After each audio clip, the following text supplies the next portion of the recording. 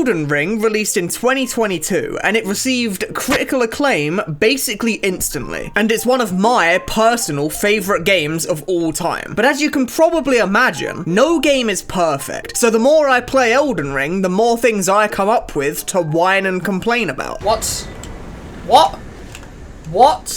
Excuse me? And I thought to myself, you know what? Sometimes it's fun to be a negative bastard about stuff. So I thought I should make a video solely dedicated to whining and moaning about Elden Ring, a game that I otherwise have an overwhelmingly positive opinion of. So here is everything wrong with Elden Ring. And we'll start with a smaller one. When you find a weapon in Elden Ring, it starts in a pretty weak state. Whether it's a random sword used by a nameless soldier, or a weapon once wielded by an actual literal god, it will be a very weak weapon when you first pick it up. The way you make these weapons stronger is with smithing stones. And this is a great feature because it means practically any weapon in the entire game is theoretically viable. I've just got a really big stick.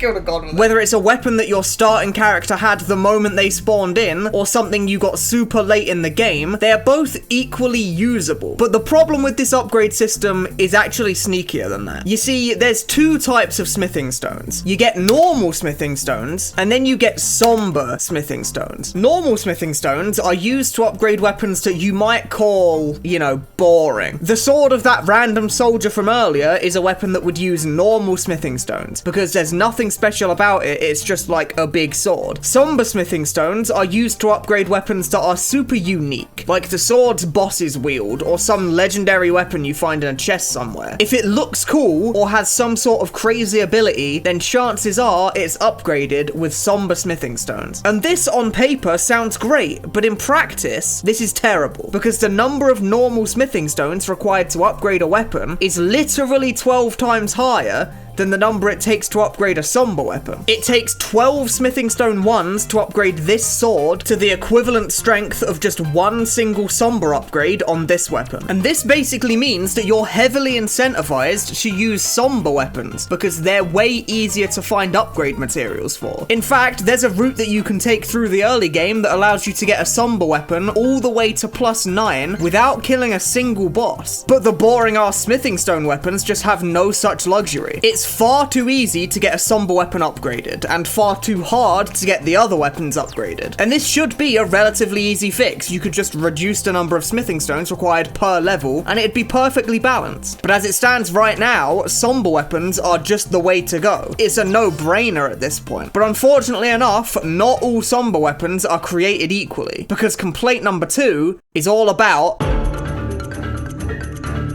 why are bows so shockingly terrible? A lot of players might not even know this, but the bows are upgradable just like every other weapon is. But even when you do upgrade them, the overwhelming majority of them are completely terrible. There's pretty much one good bow in the entire game, and that's the black bow. It's upgraded with somber smithing stones, and even this bow, the best bow in the whole game, is just not that good. The Lion's Great Bow can do some decent damage to enemies that are really big because of the Ash of War being multi-hit, but outside of that niche use case, this bow's terrible too. And to use these bows, you have to collect resources to buy and craft arrows, which only stack up to 99 by the way, and they can't be regenerated in any way. You have to craft or buy them constantly. And if you really think about it, this is a terrible balancing idea. Sorceries and incantations have some completely obscene ranged options that do unbelievable amounts of damage, and the only thing that they cost to use is your mana bar. You don't have to run around picking up blood roses just to be able to throw your spell. You just spend some of your mana bar for it. But bows? Nah, bows I think should do absolutely no damage, and they should force you to require ammo for said bow. Like, is it really that crazy to have an item that's like a magic quiver or something, where you can just have an infinite stockpile of arrows? Maybe you make the really strong ones, like the rot arrows or the bleed arrows, unable to be used in the magic quiver, but keep everything else available? Why are bows forced to be super garbage when sorceries are able to do this? Oh, and don't even get me started on crossbows.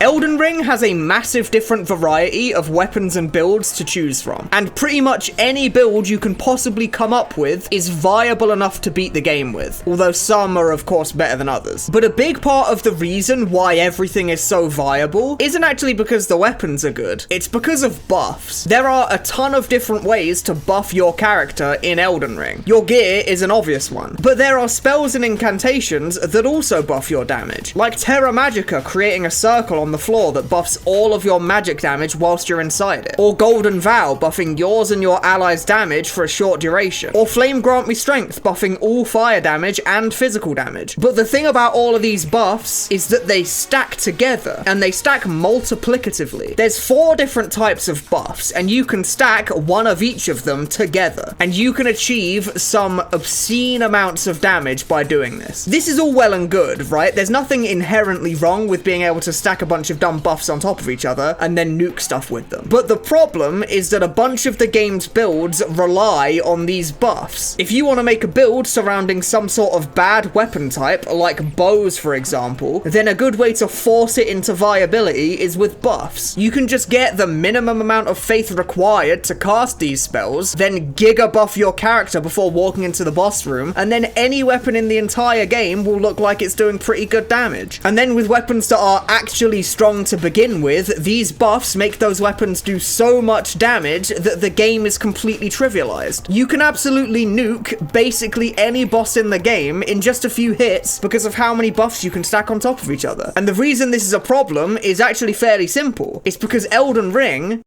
is absolutely massive. The world map is so huge, and there are so many bosses and areas and dungeons and caves and stuff that all need filling with cool items to pick up when you're exploring. And adding a cool spell into the game is a great way to reward exploration. But one too many of those spells was a stacking buff, apparently. So now you're able to set up basically any build that will nuke every boss in the game so hard that they don't even get to fight you.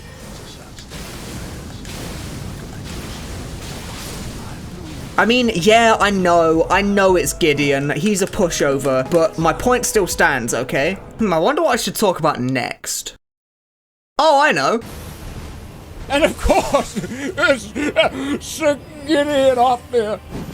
Oh no! What's happening to my brain? Gideon Offnir is truly the worst boss fight in any game I've ever played in my entire life, and I honestly, truly believe that. Gideon has a big monologue when you first walk into his boss room. Lots of bosses do this sort of thing, actually. Almost every single boss in the entire game who has any relevance to the story whatsoever will say something to you when you walk in the boss door. But you know what all of these bosses have in common? They do their little monologue in a cutscene. Gideon the All-Knowing apparently isn't all-knowing enough to know that he should probably be talking in a cutscene instead of just in the overworld where I get to punch him in the face. Because while he's flapping his lips doing his monologue, I get to walk up to him, Giga Omega Turbo buff myself, and absolutely nuke him before he can even move. Also, for some reason, if you wait for him to say the word Lord in his dialogue, he will actually be even slower to react to you caving his head in than usual. So you can get some seriously stupid kills on him just by hitting him while he talks. But the real kicker about Gideon Offnir, the thing that makes me hate him so bad, is that if you don't cheese him and you actually fight him legitimately, he's so unbelievably unfun to fight that I don't know why I would ever not cheese him. He just spends the entire fight rolling around and zoning you out with garbage. So Gideon sucks because he's so cheesable that you can just walk up to him and insta-kill him before he gets to move. But he also sucks because if you don't do that, then it's the most miserable experience in the entire world. But you know what? Since we're ranting about bosses, let's do a little bit of a rapid fire bosses I hate and why round, shall we?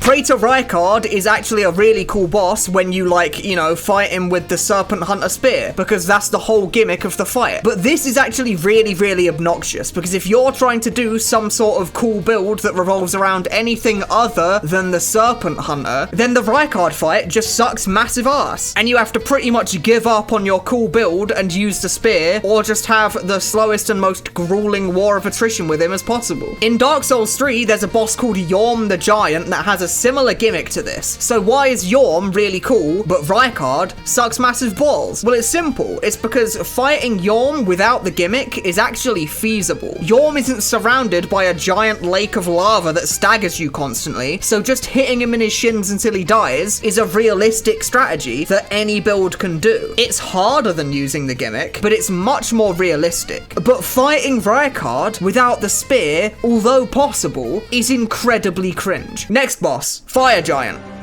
This guy, I hate this guy. He sucks. He's awful. He spends the entire fight running away from you and zoning you out with projectiles. If you want to be fast, you have to use a very specific set of builds that can nuke him, but without those builds, the fight just takes 4 years. He's also incredibly tanky in phase 2, so even when you do catch up to him after he runs away from you for 4 weeks, you deal basically no damage to him. Oh, and also this fire breath move is absolutely unbelievable. The hitboxes of the fire particles can ricochet all across the mountain. Like, there's a good reason that no-hit runners just quit out of the game the moment the boss does this move.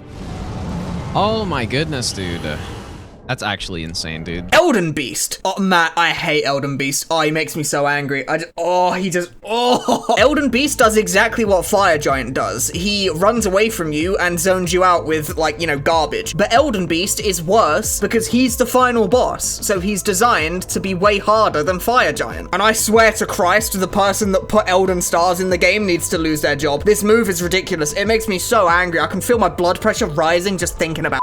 I'm sure there's some sort of precise setup to dodge it perfectly, but without knowing this, it's incredibly hard to dodge, and it moves faster than you do. And even if you do dodge it, it forces you to spend a solid 30 seconds doing nothing but running away from a projectile. And lastly, in all of my complaining, is the Godskin Duo. This fight in most runs is actually not that big of a problem, but the only reason it's not a big problem is because sleep pots exist. Sleep pots letting you choose this boss is an absolute godsend, because when you actually fight the boss legit, it's a real pain in the ass. There's meant to be code in the fight that prevents these bosses from both attacking you at the same time. But in practice, this code doesn't always work, and they very clearly overlap their attacks in ways that are near impossible to dodge all the time. And that can really make this boss a pain in the ass to fight. Now, I know what you might be thinking to yourself. What about Malenia? Well, funnily enough, I actually think this boss is completely fine. In fact, I'd even go as far to say as Malenia is not even hard.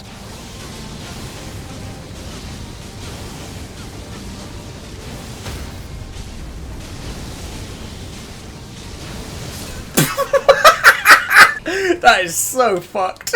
Okay, but in all seriousness, I know everyone else hates Malenia really hard, but this is actually my favorite boss in the entire game. In fact, I made another Elden Ring video a little while ago, and I defended Malenia in that video too, and the comments were, they were very eager to tell me about how much they disagreed with my take. But as much as I like this boss, it's not a perfect fight. There's actually 2 things about this fight that truly are just dumb, with nothing positive that you can really say to defend it. The first thing is her poise meter. Enemies in Elden Ring have a hidden stat called poise. When you attack the boss, the health bar is whittled away. Once this bar is empty, the boss staggers, and you can walk up and do a riposte or just bash them for a bunch of bonus damage. But Malenia's poise meter is a little bit weird. It's what we in the business would like to call fucky wucky. A bunch of her attacks give her hyper armor, meaning that no matter how hard your weapon usually staggers the boss, while she's in the middle of one of these armored attacks, she can't be staggered under any circumstances. If you get her poise meter to 0 while she's in the middle of one of these armored attacks, her poise will reset just as if you'd poise broken her, but she won't actually get staggered at all. So the boss will basically eat all of your poise damage and not reward you for it. And this is incredibly lame, and she almost certainly shouldn't be able to do that. The other thing about this boss is that you can actually be punished for attacking the boss. A lot of her attacks have really long end lag at the end of the animation, so she has to wait a ton of time at the end of her attacking you before she can start hitting you again. But if you stagger the boss during her end lag, that will cancel her end lag and allow her to act out of it instantly, which can cause some incredibly deadly combos that are completely unavoidable. So she can actually punish you for hitting her with a big sword. But everything else about this boss is just completely perfect, and she has absolutely no flaws. No, I will not be taking feedback at this time, thank you very much. The last thing I want to talk about is the performance of the game on PC, because it's, not good, actually. The game crashes sometimes. It's not constant, but it crashes noticeably more than basically any other game I've played in the past 10 years. It also gets frame drops quite a lot, sometimes for seemingly no reason too. Like sometimes your frame rate is just bad for no reason, and the only way to fix it is to restart the game. But there are some things that tank my game's frame rate on a regular basis, like being in Leyendell in any way, shape or form, or fighting Godfrey. I think the game doesn't like the lion's mane or something, I don't really know. Or certain attacks from bosses that have tons of particle effects can do it too. The game's performance kind of sucks, but the performance on PC that you see now is a massive improvement from on launch. On launch day, people were having tons of crazy issues with their performance. FromSoft have always been known for crappy PC ports, and I guess Elden Ring was seemingly no different. Wait a minute, does that mean that the day one launch version of the DLC on PC is gonna suck? Am I not gonna be able to play the DLC on day one? Oh, wait, Miyazaki, please, you have to make the PC port good. I'm begging you, I'll do anything.